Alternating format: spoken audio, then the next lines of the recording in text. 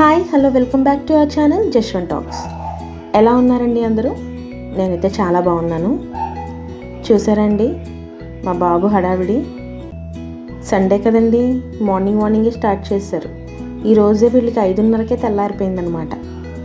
School ఉన్న రోజుల్లో 7:30 8 వీళ్ళకి తెల్లారదు, కానీ సండే వచ్చిందంటే మాత్రం 5 గంటలకే మెలకు వచ్చేస్తుందండి. అదేం మ్యాజిక్కో నాకు అర్థం కాలేదు. అయితే ఈరోజు మార్నింగ్ నేను హౌస్ క్లీనింగ్ ప్రోగ్రామ్ పెట్టుకున్నానండి. ఎందుకంటే పిల్లలు ఇంట్లోనే కదా ఉంటారు, కాస్త హెల్ప్ చేస్తారు నాకని చెప్పి ఈరోజు టిఫిన్ సెక్షన్ ఎస్కేప్ చేస్తానన్నమాట. ఈరోజు టిఫిన్స్ బయట నుంచి తెచ్చుకున్నాం. సరే, పిల్లలేమో మమ్మీ రోజు కర్రీ ఏంటి అని స్టార్ట్ చేశారు. ఈరోజు కర్రీ వండను నేను అనగానే ఇద్దరు పాపం డిసప్పాయింట్ అయిపోయారు. కర్రీ వండను కానీ రోజు బిర్యానీ వండుతాను అన్నా. అయితే ప్రాన్స్ బిర్యానీ వండుతున్నానండి. బట్ మా వాడికి కాస్త బాగాలేదు కాబట్టి వాడికి ఏదైనా ఏమైనా ప్రిపేర్ చేయాలి.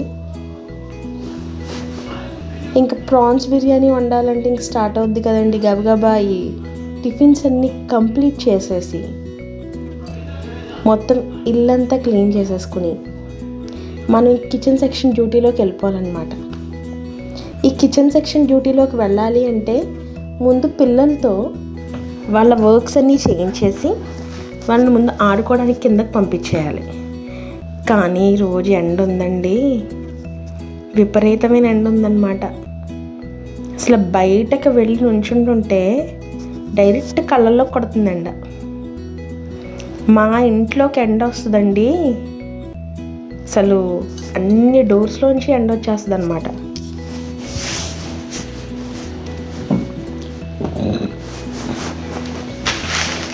ఇంకా కుకింగ్ సెక్షన్లోకి వచ్చానండి నేను.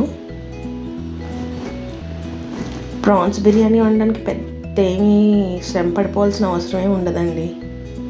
రొయ్యలు క్లీన్ చేసుకోవడం ఒక్కటే పెద్ద పని. అది నేను చేసేసానండి ఆల్రెడీ. రొయ్యలు క్లీన్ చేసి నేను పక్కన పెట్టేసుకున్నాను. అయితే ఇంకా ఆనియన్స్ ఇవన్నీ కట్ చేసుకోవాలి కదండి. నేను ఎంతైతే కుక్ చేద్దాం అనుకుంటున్నానో రైస్ కడిగేసి ఆల్రెడీ నేను పక్కన పెట్టేసుకున్నాను. ఎగ్స్ వచ్చి అవి కూడా ఉడకబెట్టుకుందాం పక్కన పెట్టుకున్నాను.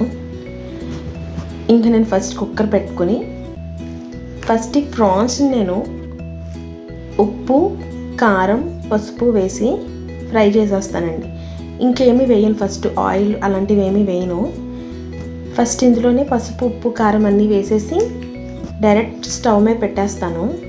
అందులో వాటర్ కంటెంట్ ఉంటుంది కదండి, ఆ వాటర్ కంటెంట్ అనేది రిలీజ్ అయ్యి డ్రై అయిపోయేంత వరకు, అంటే రొయ్యలు డ్రై అయ్యేంత వరకు నేను కుక్కర్ని పెట్టుకుంటాను. అలాగా ఎంతో టైం పట్టదులేండి, తొందరగానే అయిపోద్ది. ఒక 5-10 మినిట్స్లో మనకి రొయ్యలు డ్రై అయిపోతాయి. డ్రై అంటే మరీ డ్రై అయిపోకూడదండి, అప్పుడు ఎలా ఉంటుందంటే రబ్బర్లో సాగుద్ది అనమాట ప్రాను.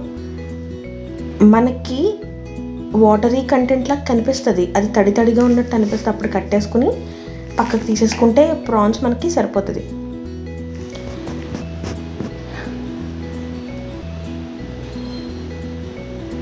అదిగోండి, ఆ లెవెల్ వస్తే సరిపోతుందండి మనకి. ఇంకా దీన్ని తీసుకుని నేను ఒక బౌల్లోకి తీసేసుకుంటాను. నేను సేమ్ ఇదే కుక్కర్లో ప్రాన్స్ బిర్యానీ కూడా ప్రిపేర్ చేసేసుకుంటానండి. ఎందుకంటే నేను ఉండేది నార్మల్ రైస్తో. బాస్మతి రైస్ అయితే వేరే గిన్నెలో వండుకోవచ్చు, అల్యూమినియం గిన్నెలో ఎందులోనైనా వండుకోవచ్చు. బాస్మతి రైస్ అయితే నేను ఇప్పుడు నార్మల్ రైస్తోనే వండుతున్నాను కాబట్టి డైరెక్ట్ కుక్కర్లో వేసేస్తాను. ఈ పలావ్ మసాలాలన్నీ తీసుకొని ఆయిల్లో వేసేసేయండి. ఆయిల్లో అవి కాస్త ఫ్రై అయిన తర్వాత ఆనియన్స్, పచ్చిమిర్చి ఈ రెండు కూడా కాస్త ఫ్రై అయితే చాలు. ఈ ఫ్రై అవుతున్నప్పుడే మనం ఏం చేయాలి అంటే టమాటాస్ కట్ చేసుకొని టమాటాస్ కూడా ఇందులో వేసేసుకొని ఇప్పుడే కాస్త ఉప్పు, కారం, అంటే ఆల్రెడీ నేను ప్రాన్స్లో కారం వేసాను, ఇక్కడ కాస్త తక్కువ వేసుకోండి మీరు కారం. ఎందుకంటే ఇది కాస్త స్పైసీగానే ఉంటుంది. కారం వద్దనుకుంటే మీరు స్కిప్ చేసేసుకోవచ్చు. బట్ ప్రాన్స్ బిర్యానీ కారంగా ఉంటేనే బాగుంటుందండి. అల్లం వెల్లుల్లి పేస్ట్ కూడా నేను ఇప్పుడే వేసేసుకున్నాను. ఇంకా టమాటాస్ కూడా వేసేసుకుని నేను కుక్ చేసుకుంటాను. ఇప్పుడు కొంతమంది ప్రాన్ బిర్యానీ పలావ్ వండుకున్నట్టు వండేసుకుని అందులో వేసుకుంటారు, అది ఒక టేస్ట్. బట్ ఇలా ఒకసారి ట్రై చేయండి, స్పైసీగా చాలా బాగుంటుంది. అంటే సూపర్ డూపర్ స్పైసీ అయితే ఉండదండి, నార్మల్గా ఉంటుంది. ఇదిగోండి ఇలా కాస్త మనకి దగ్గర పడిన తర్వాత గరం మసాలా ఒక స్పూన్ వేసుకోండి, ఎక్కువ అవసరం లేదు. ఒక స్పూన్ గరం మసాలా వేసుకుంటే సరిపోతుంది. ఎందుకంటే ఆల్రెడీ నేను పచ్చిమిర్చి ఇందులో కారం వేసాను, ప్రాన్స్లో కూడా నేను కారం వేసుకున్నాను కాబట్టి ఒక స్పూన్ సరిపోతుంది. అయితే ఇప్పుడు నేను ఆల్రెడీ బియ్యం అది కడిగి పెట్టుకున్నాను కదండి, ఆ బియ్యం వేసేసి ఒక 5 minutes బియ్యంతో సహా మనం మసాలా పేస్ట్ అంతటిని వేపాలండి. వేపిన తర్వాత మన దగ్గర ఉన్న ప్రాన్స్ అండ్ ఎగ్స్ రెండు కూడా వేసుకొని ఒక్క 2 minutes వేపాలి. మీకు డౌట్ రావచ్చు, ఎగ్స్ ఏంటి ఇప్పుడు వేస్తున్నారని చెప్పి. ఎగ్స్ మీరు నార్మల్గా అయినా రైస్ కుక్ అయిపోయిన తర్వాత పెట్టుకోవచ్చు, బట్ మాకు ఇలా ఇష్టం. మేము డైరెక్ట్ ఎగ్స్ కూడా బాయిల్ అయిపోయిన తర్వాత ఎగ్స్ కూడా మళ్ళీ ఒకసారి ఇందులో వేసి పలావ్ వండుకుంటాం మేము, ప్రాన్స్ పలావ్ బాగుంటుంది. అది ఏం లేదండి, బాస్మతి రైస్తో వండితే బిర్యానీ, ప్రాన్ బిర్యానీ. బాస్మతి రైస్ కాకుండా ఇంట్లో ఉన్న రైస్తో వండితే అది రొయ్యల పలావ్, అంతే, పెద్ద డిఫరెన్స్ ఏం లేదు. ఒక 3 విజిల్స్ వచ్చాక నేను ఇంకా స్టవ్ కట్టేసానండి, ఓపెన్ చేస్తున్నాను, ఎలా ఉంటుందో చూడాలి. అబ్బా అదిరిపోయిందండి, చూడ్డానికే కాదండి టేస్ట్ కూడా సూపర్ ఉంది. అసలు అది అలా చూస్తే తీసుకుని తినేయాలనిపిస్తుందండి, బట్ అలా తినేలేం కదా.